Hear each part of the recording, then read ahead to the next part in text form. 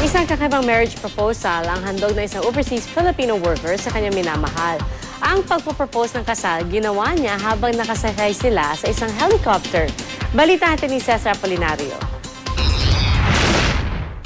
Kahit ikinasal na noong 2007 sa Philippine Embassy sa Qatar, naniniwala si Ram Niño Nuevo, isang overseas Filipino worker na nagkatrabaho bilang engineer sa Qatar, tila hindi raw kumpleto ang pagsasama nila ng asawang si Pearl kung hindi niya ito yayayaing magpakasal sa simbahan dito sa Pilipinas.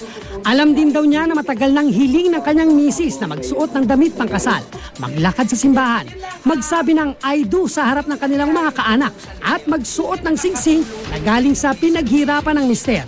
Usually doon po kami lagi namamasyal, romantic po siya sa gabi. Kaya yun. At saka po yung banner po na pinlano ko, since mahaba siya, doon po namin pinlano ibagsak yung banner na Marry Me.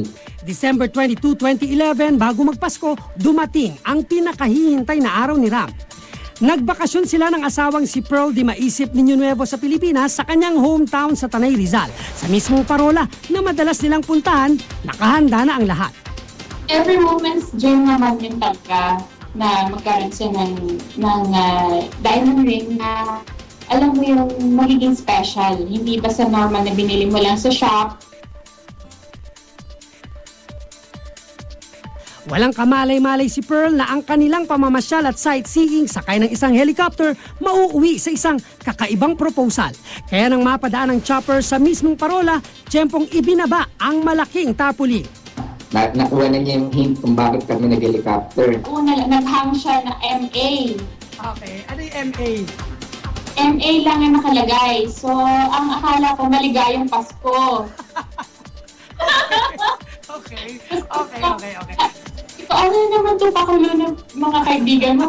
Sa ikalawang pagkakataong pagbukas sa tarpaulin, nabasa na ni Pearl ang nais ng asawa.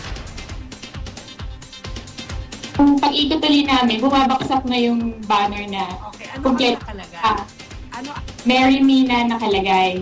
Siyempre, nagulat. So, natawa na hindi ko maintindihan, mixed emotions. 5 taon nang nagsasama ang mag-asawa. Dumarating din daw ang panahon na nagkakatampuhan sila, pero ang kakaibang proposal na ginawa ni Ram sa kanyang may bahay ang nagpapaalalang para sila sa isa't isa. Babalik muli silang dalawa sa Pilipinas hindi para gunitain ang kakaibang proposal, kundi para sa espesyal na araw ng kanilang kasal na mangyayari sa December 12, 2012 o 12-12-12. Inspiration sa mga young lovers na gano'n.